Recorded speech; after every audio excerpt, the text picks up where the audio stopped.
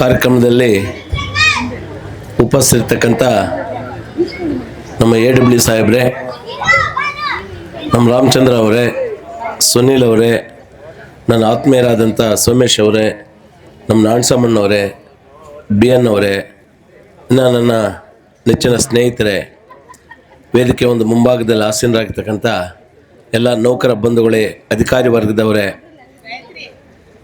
ನಮ್ಮ ಮಾಧ್ಯಮ ಮಿತ್ರರಾದಂಥ ಚಲಪತಿ ಅವರೇ, ಇಲ್ಲಿ ಆಗಮಿಸಿರ್ತಕ್ಕಂಥ ಎಲ್ಲ ಒಂದು ದೃಶ್ಯ ಮಾಧ್ಯಮದವರಿಗೆ ನಮಸ್ಕರಿಸ್ತಾ ನನ್ನ ಮಾತುಗಳನ್ನು ಪ್ರಾರಂಭಿಸ್ತೇನೆ.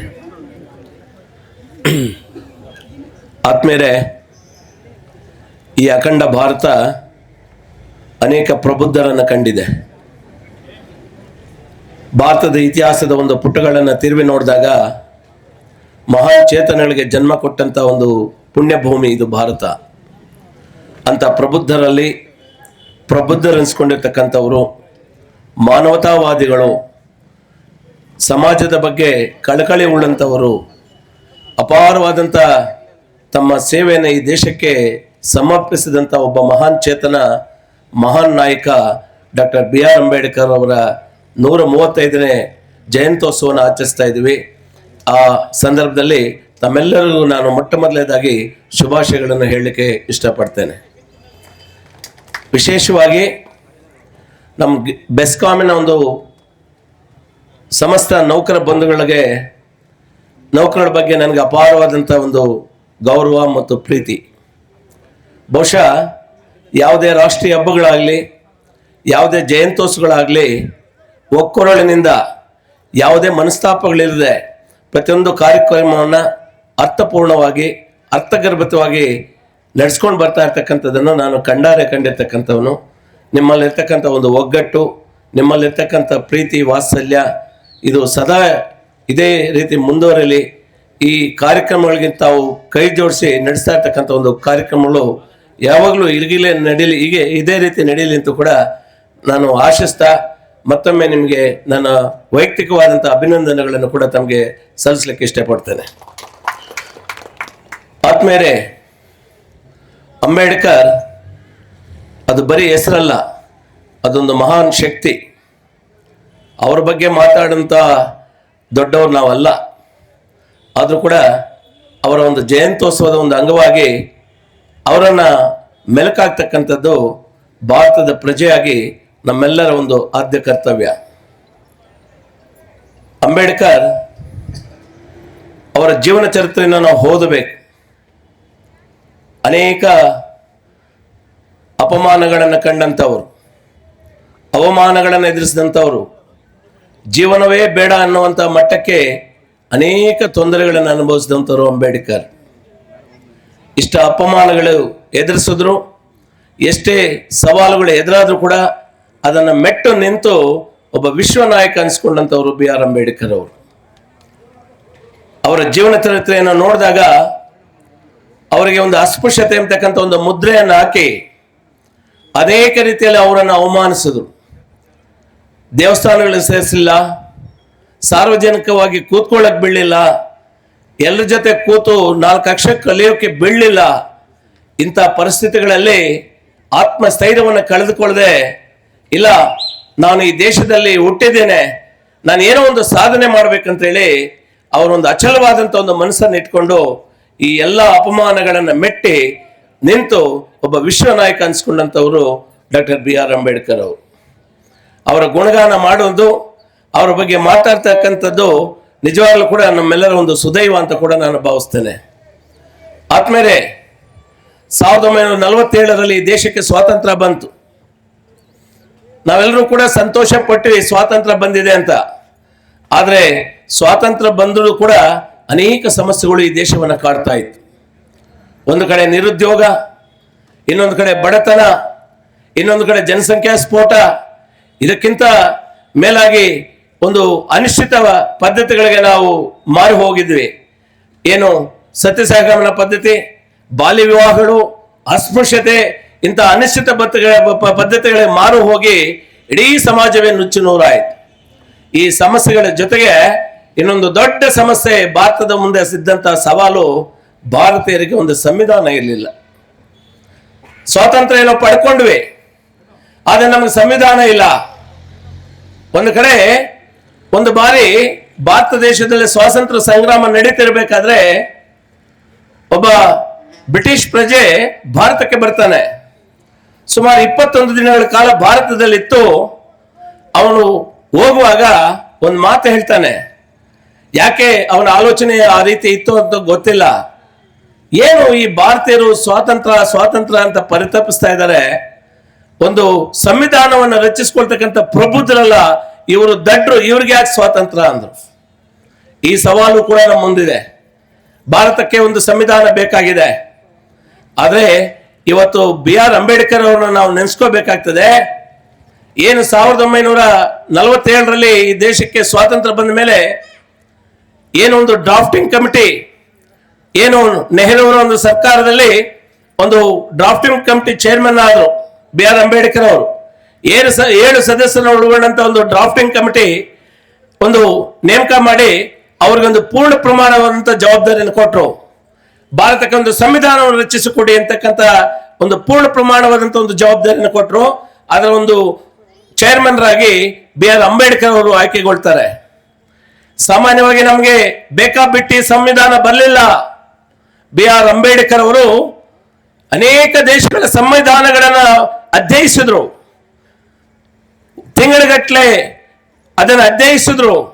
ಯಾವ್ಯಾವ ಸಂವಿಧಾನ ಏನ್ ಹೇಳ್ತದೆ, ಯಾವ್ಯಾವ ದೇಶದ ಸಂವಿಧಾನ ಏನ್ ಹೇಳ್ತದೆ ಅಂತ ಎಲ್ಲವನ್ನು ಕೂಡ ಅಧ್ಯಯಿಸಿದ್ರು. ತಮ್ಮ ಕಠಿಣ ಪರಿಶ್ರಮದಿಂದ 2 ವರ್ಷ 11 ತಿಂಗಳು 18 ದಿವಸಗಳು ತಗೊಳ್ತು ಒಂದು ಸಂವಿಧಾನವನ್ನು ರಚಿಸಿಕೊಳ್ಳೋದಕ್ಕೆ. 365 ವಿಧೇಯಕಗಳನ್ನು ಒಳಗೊಂಡಂತ ಒಂದು ಸಂವಿಧಾನವನ್ನು ರಚಿಸಿಕೊಟ್ರು BR ಅಂಬೇಡ್ಕರ್ ಅವರು.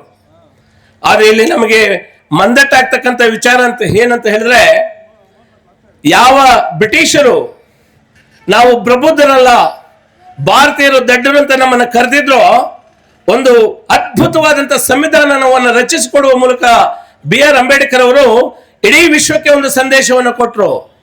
ಯಾವತ್ತು ಭಾರತೀಯರು ಪ್ರಬುದ್ಧರಲ್ಲ, ಅದು ದಡ್ಡರಲ್ಲ, ಯಾವತ್ತು ಭಾರತೀಯರು ಪ್ರಬುದ್ಧರು ಅಂತಕ್ಕಂಥದನ್ನ ಒಂದು ಸಂವಿಧಾನವನ್ನು ರಚಿಸಿಕೊಳ್ಳುವ ಮೂಲಕ ಇಡೀ ವಿಶ್ವಕ್ಕೆ ಭಾರತೀಯರು ಪ್ರಬುದ್ಧರಂತ ತೋರಿಸ್ಪಡಿಸಿದಂತ ಏಕೈಕ ಮಹಾನ್ ವ್ಯಕ್ತಿ ಒಬ್ಬ BR ಅಂಬೇಡ್ಕರ್ ಅವರು. ನಾನು ಎಲ್ಲರಲ್ಲೂ ಕೂಡ ನಾನು ಮನವಿ ಮಾಡ್ತೇನೆ, ಬರೀ ಅವರ ಒಂದು ಭಾವಚಿತ್ರಕ್ಕೆ ಒಂದು ಮಾಲಾರ್ಪಣೆ ಮಾಡ್ತಕ್ಕಂಥದ್ದು, ಅವರ ಭಾಷಣಗಳು ಮಾಡ್ತಕ್ಕಂಥದ್ದು, ಅವರನ್ನು ಗುಣಗಾನ ಮಾಡೋದ್ರ ಜೊತೆಗೆ ಮುಖ್ಯವಾಗಿ ನಾವು ಮಾಡ್ಬೇಕಂತಕ್ಕಂಥದ್ದು, ಅನೇಕ ಆದರ್ಶಗಳನ್ನು ಈ ದೇಶದಲ್ಲಿ ಬಿಟ್ಟು ಹೋದ್ರು, ಅನೇಕ ಕಾರ್ಯ ತಾತ್ಪರ್ಯಗಳನ್ನು ಬಿಟ್ಟು ಹೋದ್ರು. ಅದನ್ನ ಮೈಗೂಡಿಸ್ಕೊಂಡು ಅವರಲ್ಲಿ 10% ಬದುಕುವಂತ ಒಂದು ಕೆಲಸವನ್ನು ಇವತ್ತು ನಾವು ಮಾಡಬೇಕಾಗ್ತದೆ. ಅವರು ಯಾವತ್ತೂ ಕೂಡ ಸ್ವಾಭಿಮಾನದ ಒಂದು ಜೀವನವನ್ನು ಬಿಟ್ಟುಕೊಟ್ಟಂತವರಲ್ಲ BR ಅಂಬೇಡ್ಕರ್ ಅವರು. ಅವರು ಸ್ವಾಭಿಮಾನದ ಒಂದು ಬದುಕಿಗೆ ಹೆಚ್ಚಾದಂತ ಒಂದು ಒಲವು ಕೊಟ್ಟಂತವರು BR ಅಂಬೇಡ್ಕರ್ ಅವರು. ಇವತ್ತು ರಾಜಕೀಯ ಪರಿಸ್ಥಿತಿಗಳನ್ನು ನಾವು ನೋಡಿದಾಗ ಒಬ್ಬ MLA ಆಗ್ಬೇಕು, ಮಂತ್ರಿ ಆಗ್ಬೇಕು, ಇನ್ನೊಂದು ಆಗ್ಬೇಕು ಅಂತ ಹಂಬಲಿಸ್ತೇವೆ. ಆದ್ರೆ ನೆಹರು ಕ್ಯಾಬಿನೆಟ್ ಅಲ್ಲಿ ಒಬ್ಬ ಕಾನೂನು ಮಂತ್ರಿ ಆಗಿದ್ರು, ಯಾರು BR ಅಂಬೇಡ್ಕರ್ ಅವರು. ಹಿಂದೂ ಕೋಡ್ ಬಿಲ್ ಅನ್ನ ಪ್ರೆಸೆಂಟ್ ಮಾಡ್ತಾರೆ. ಯಾವ ಕಾರಣಕ್ಕಾಗಿ ಹಿಂದೂ ಕೋಡ್ ಬಿಲ್ ಅನ್ನ ಪ್ರೆಸೆಂಟ್ ಮಾಡ್ತಾರೆ ಅವರು ಕಾನೂನು ಮಂತ್ರಿಯಾಗಿ ಅಂತ ಹೇಳಿದ್ರೆ, ಹೆಣ್ಣು ಮಕ್ಕಳಿಗೆ ಆಸ್ತಿಯಲ್ಲಿ ಸಮಾನ ಹಕ್ಕು, ಈ ಹೆಣ್ಣು ಮಕ್ಕಳ ಒಂದು ಏನು ಅವರ ಹಕ್ಕುಗಳ ಬಗ್ಗೆ ಪ್ರತಿಪಾದಿಸುವಂತ ಹಿಂದೂ ಬಿಲ್ ಕೋಡ್ ಅನ್ನ ಪ್ರೆಸೆಂಟ್ ಮಾಡಿದಾಗ ಅವರಿಗೆ ಅನುಮೋದನೆ ಸಿಗೋದಿಲ್ಲ. ಅವರು ಪ್ರೆಸೆಂಟ್ ಮಾಡಿದಂತ ಹಿಂದೂ ಕೋಡ್ ಬಿಲ್ಗೆ ಅನುಮೋದನೆ ಪಾರ್ಲಿಮೆಂಟ್ ಅಲ್ಲಿ ಸಿಗ್ಲಿಲ್ಲ. ತಕ್ಷಣವೇ ಪೇಪರ್ ತಗೊಂಡು ತನ್ನ ರಾಜೀನಾಮೆಯನ್ನು ಕೊಟ್ಟರು ನೆಹರು ಅವರಿಗೆ.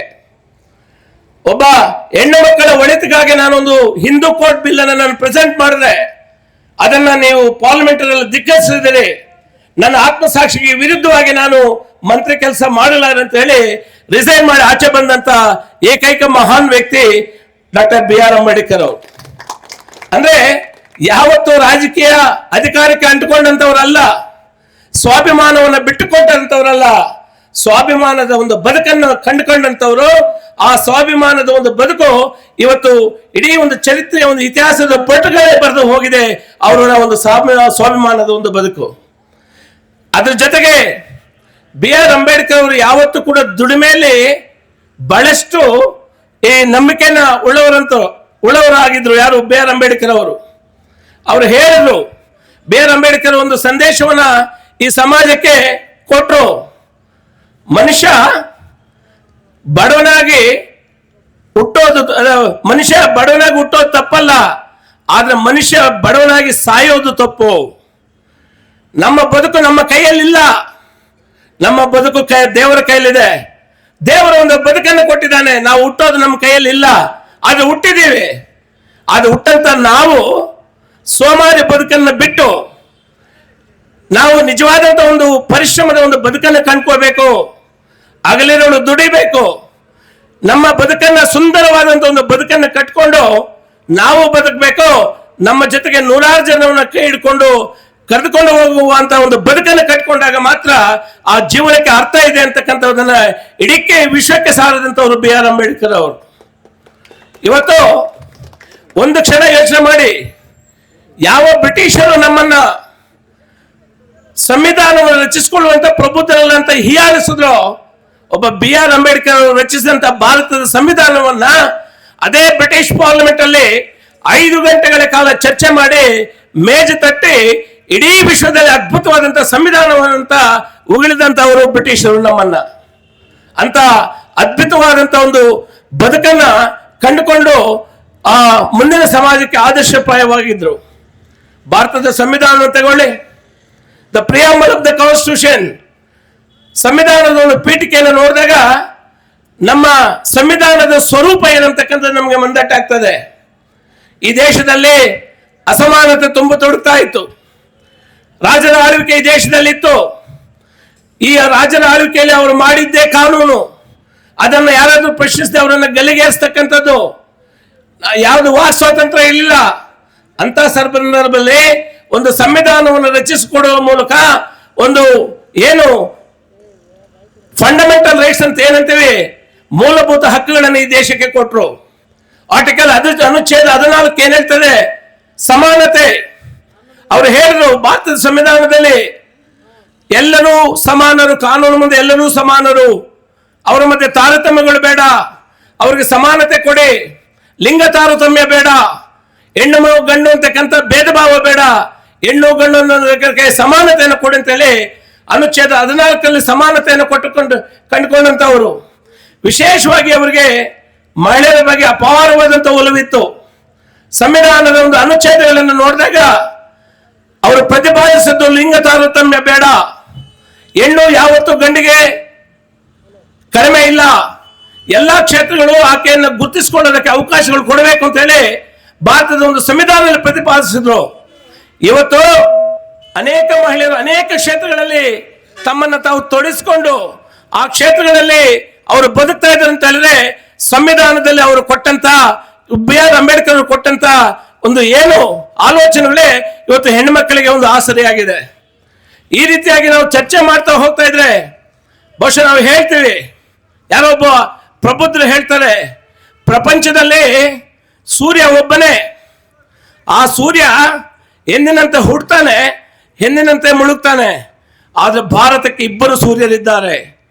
ಒಬ್ಬ ಸೂರ್ಯ ಎಂದಿನಂತೆ ಹುಡ್ತಾನೆ, ಎಂದಿನಂತೆ ಮುಳುಗ್ತಾನೆ. ಆದ್ರೆ ಇನ್ನೊಬ್ಬ ಸೂರ್ಯ ಹುಟ್ಟಿದಾನೆ. ಅವರ ಕಾರ್ಯತಾತ್ಪರ್ಯಗಳು, ಅವರ ತತ್ವಗಳು ಇವತ್ತು ಕೂಡ ಅಜರಾಮರ. ಆ ಅಂಬೇಡ್ಕರ್ ತೀರೋ ಹೋದ್ರು ಕೂಡ ಅವರ ತತ್ವಗಳು ಏನು ಇವತ್ತು ಜೀವಂತವಾಗಿದೆ. ಅಂದ್ರೆ ಇವತ್ತಿಗೂ ಮುಳುಗದೆ ಉಳಿದಿರುವಂತ ಇನ್ನೊಬ್ಬ ಸೂರ್ಯ ಏನಾದ್ರೂ ಇದ್ರೆ ಅವರೇ ಬಿ ಆರ್ ಅಂಬೇಡ್ಕರ್ ಅವರು ಅಂತ ಹೇಳಿದ್ರು. ಆದ್ಮೇಲೆ ಈ ರೀತಿಯಾಗಿ ಚರ್ಚೆ ಮಾಡ್ತಾ ಹೋಗ್ತಾ ಇದ್ರೆ ಒಂದು ಭಾರತದ ಒಂದು ಸಂವಿಧಾನವನ್ನು ರಚಿಸುವಂತಹ ಸಂದರ್ಭದಲ್ಲಿ ಕುಟುಂಬವನ್ನ ಬಿಟ್ಟರು, ಹೆಂಡತಿ ಮಕ್ಕಳನ್ನ ಬಿಟ್ಟರು, ದೇಶ ವಿದೇಶಗಳಿಗೆ ಹೋದ್ರು, ಅಲ್ಲಿನ ಸಂವಿಧಾನಗಳನ್ನ ಪರಿಚಯಿಸಿಕೊಂಡ್ರು. ತಮ್ಮ ಕಠಿಣ ಪರಿಶ್ರಮದಿಂದ ಒಂದು ಅದ್ಭುತವಾದಂತ ಒಂದು ಸಂವಿಧಾನವನ್ನು ಈ ದೇಶದಲ್ಲಿ ಕೊಟ್ಟರು.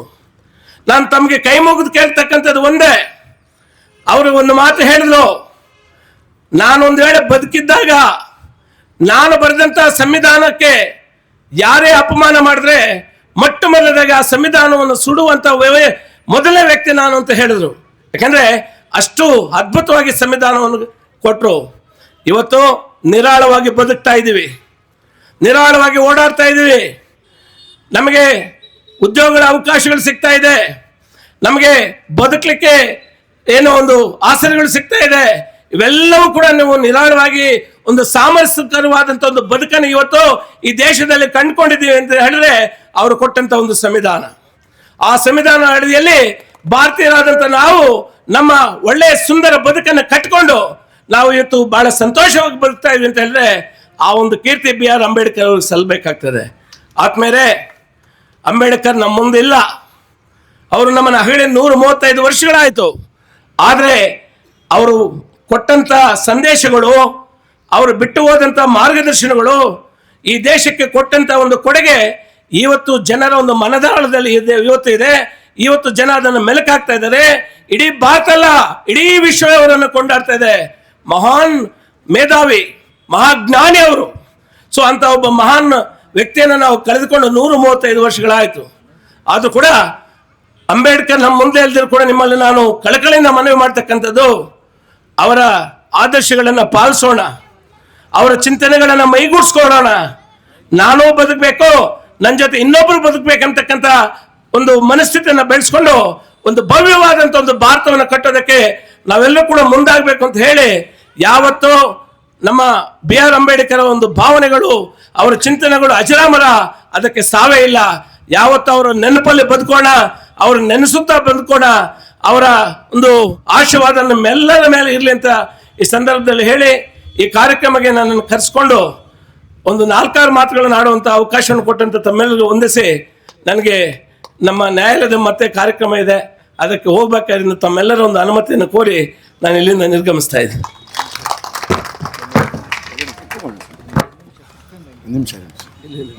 ಧನ್ಯವಾದಗಳು ಸರ್. ಯಾಕಂದರೆ ನಮ್ಮ ಶ್ರೀರಾಮ್ ರೆಡ್ಡಿ ಸಾರು ನಮಗೆ ತುಂಬ, ನಮ್ಮ ಡಿಪಾರ್ಟ್ಮೆಂಟ್ ತುಂಬ ಆತ್ಮೀಯರು. ಯಾಕಂದರೆ ನಾವು ಯಾವುದೇ ಕಾರ್ಯಕ್ರಮಕ್ಕೆ ನೆನ್ನೆ ಪಾಪ ಕರೆದಿದ್ದು. ಸೊ ಅವರು ತುಂಬ ಬ್ಯುಸಿ ಇದ್ದರು ಬೇರೆ ಕಡೆ ಎಲ್ಲ. ಈಗ ನ್ಯಾಯವಾದಿಗಳು ಇದರಿಂದ ನಮ್ಮ ಮಾತಿಗೆ ಹೋಗ್ಬಿಟ್ಟು ಬಂದು ಇವತ್ತು ನಮ್ಮೆಲ್ಲರಿಗೂ ಒಳ್ಳೆ ಒಂದು ಇದು ಮಾಡಿದ್ದಾರೆ. ನಮ್ಮ ನೌಕರು ಅಷ್ಟೇ, ಸರ್ ಯಾರನ್ನ ಕರೆಸ್ತೀರಿ ಸರ್ ಅಂತ ಕೇಳ್ತಾರೆ. ನಾವೇನೋ ಅಂಬೇಡ್ಕರ್ ಇಂದ ಅದು ಇದು ಮಾಡಬೇಕಂದ್ರೆ ಯಾರನ್ನ ಕರೆಸ್ಬೇಕಪ್ಪ ಅಂದರೆ ನಮ್ಮ ಶ್ರೀನಿವಾಸ ರೆಡ್ಡಿ ಸಾರನ್ನೇ ಹೇಳ್ತಾರೆ. ನಮ್ಮ ರಾಮಚಂದ್ರಪ್ಪ ಆಗಲಿ ಎಲ್ಲರೂ ಅಷ್ಟೇ ಫಸ್ಟು ಪ್ರಿಫರೆನ್ಸ್ ಸಾರಿಗೆ ಕೊಡ್ತಾರೆ. ಅಂದರೆ ನೋಡಿ ಎಷ್ಟು ಸೈಲೆಂಟ್ ಆಗಿದ್ವಿ, ಅಷ್ಟು ಡೀಪಾಗಿ ತಗೊಂಡು ಹೋಗ್ತಾರೆ. ಲಾಸ್ಟ್ ಟೈಮು ಇನ್ನೂ ಚೆನ್ನಾಗಿ ಮಾಡಿದ್ರು. ಅವಾಗ ಸ್ವಲ್ಪ ಕಾಲಾವಕಾಶ ಇತ್ತು ಸಾರಿಗೆ. ಇವಾಗ ಯಾಕಂದರೆ ಬೇರೆ ಕಡೆ ಇನ್ನೂ 2 ಕಡೆ ಇರೋದ್ರಿಂದ ಇದೆ. ಅವರನ್ನು ನಮ್ಮ ಎಲ್ಲ ನೌಕರ ಪರವಾಗಿ ಬೀಳ್ಕೊಡ್ತಾ ಇದ್ದೀವಿ ಸರ್. ದಯವಿಟ್ಟು ಎಲ್ಲ ಚಪ್ಪಾಳೆಯೊಂದಿಗೆ ಬೀಳ್ಕೊಡುಗೆ ಮಾಡಬೇಕು. ಕವರ್ ಬೇಕು.